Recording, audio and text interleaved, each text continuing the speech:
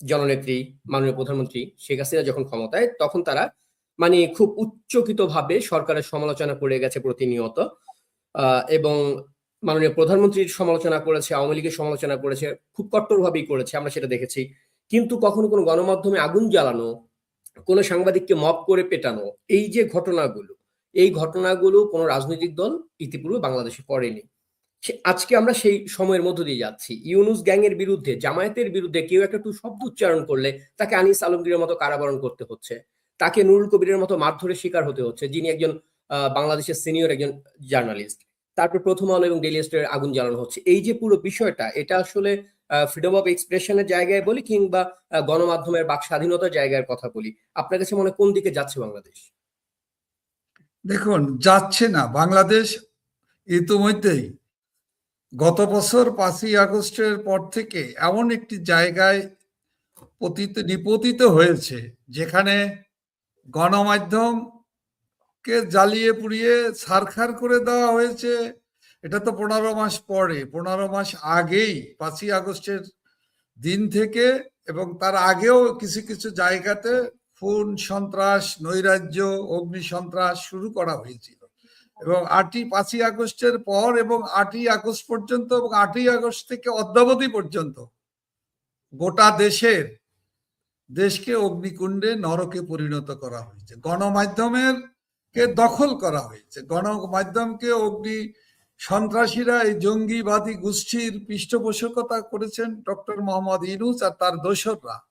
সেই অন্তর্বর্তীকালীন অনির্বাচিত অসাংবিধানিক ফ্যাসিস্ট সরকার এই সন্ত্রাসীদের, এই জঙ্গিবাদীদের পৃষ্ঠপোষকতা করেছে, মব সন্ত্রাসীদেরকে লালন পালন করছে, আইনি সুরক্ষা দিয়ে এদেরকে অন্যায় করার, হত্যা, ষড়যন্ত্র, খুন, নৈরাজ্য, ধর্মীয় সংখ্যালঘুদের উপরে আক্রমণ, খুন করা এবং সর্বশেষ সংস্করণ হলো খুন করেই ক্ষান্ত হয়নি, লুট করেই, ধর্ষণ করেই এরা ক্ষান্ত হয় না। এখন তারা কি করছে?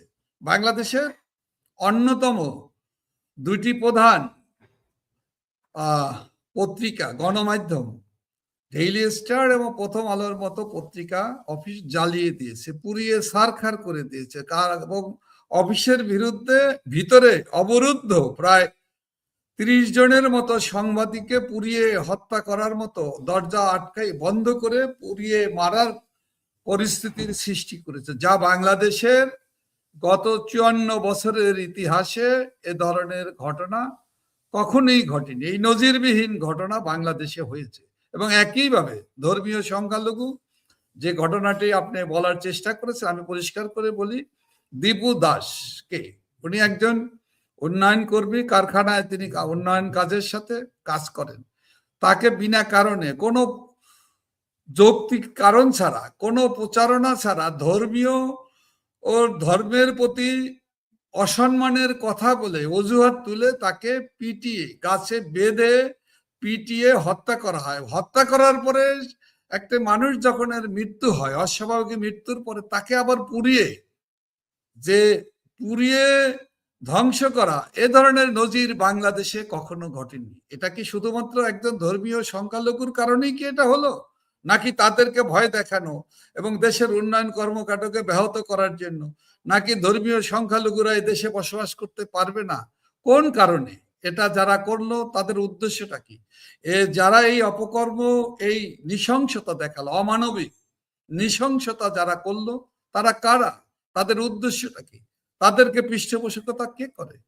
যেহেতু আর কেউ না, এই বর্তমান অসাংবিধানিক অনির্বাচিত ফ্যাসিস্ট সরকার এই জঙ্গিবাদীদেরকে এবং ধর্মীয় উন্মাদনা যারা বশবর্তী হয়ে দেশকে ধ্বংসের দ্বার প্রান্তে নিয়ে গিয়েছে, এই সাম্প্রদায়িক গোষ্ঠী, সাম্প্রদায়িক শক্তি, এই শক্তির প্রধান পৃষ্ঠপোষক, এই শক্তির লালনকারী এবং রাষ্ট্রযন্ত্রকে ব্যবহার করে ওদেরকে রক্ষা করার দায়িত্বটি পালন করছে অবৈধ সরকার এবং তার অবৈধ পরিষদের সদস্যরা। সুতরাং বাংলাদেশে আইনের শাসন প্রতিষ্ঠা করতে হলে, শান্তি শৃঙ্খলা ফিরিয়ে আনতে হলে, মানুষের বাক স্বাধীনতা ফিরিয়ে আনতে হলে, মানুষের কথা বলার অধিকার, গণমাধ্যমের যে অধিকার, কথা বলার অধিকার, এগুলো সবকিছুই আজকে শেষ করে দিয়ে দেওয়া হচ্ছে, একে একে ধ্বংসের দ্বার প্রান্তে পৌঁছে গিয়েছে। আজকে আমি যদি বলি,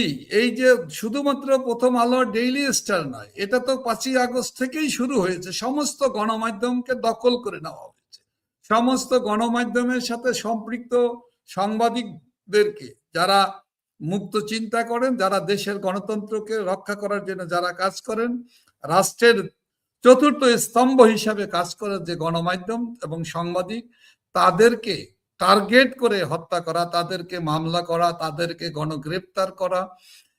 সর্বশেষ সংস্করণ হলো অত্যন্ত লজ্জাজনক এবং দুর্বৃত্তায়নের যে চরম পরাকাষ্ঠা, রাষ্ট্রীয় পৃষ্ঠপোষকতায়, ডক্টর মোহাম্মদ ইউনূসের সরকারের পৃষ্ঠপোষকতায় প্রকাশ্যে বঙ্গবন্ধু ভবনে আক্রমণ করা, বারবার আক্রমণ করা, 32 নম্বর বঙ্গবন্ধু জাতির পিতার বাসভবনে অগ্নিসন্ত্রাস করা, বুলডোজার চালিয়ে ভাঙা, বারবার আক্রমণ করা।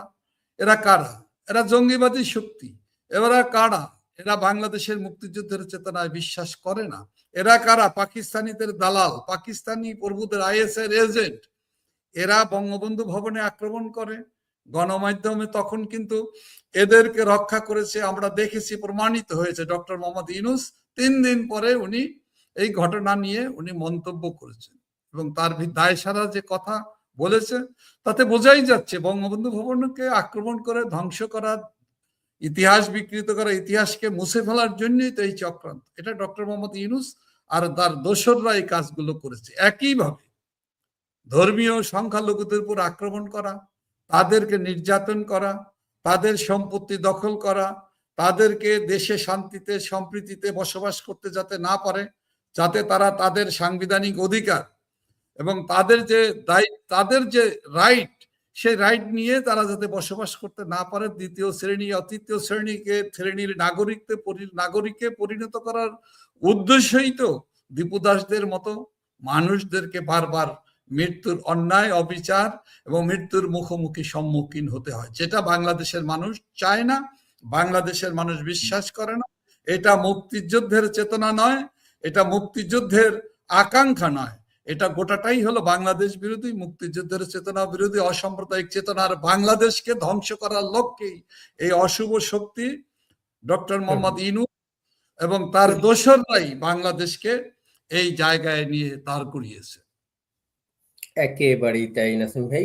এই জায়গাটা আসলে আমার মনে হয় যারা একটু বিচক্ষণ, যারা একটু অন্তত যুক্তি দিয়ে বিশ্লেষণ করে ঘটনাক্রমকে, তাদের কাছে এই ব্যাপারটা ভীষণভাবে স্পষ্ট যে পুরো বিষয়টা আসলে ইউনূসের সেই তথাকথিত মেটিকুলাস প্ল্যানেরই অংশ, যেটা সে দীর্ঘদিন যাবৎ যেটা নিয়ে কাজ করছে।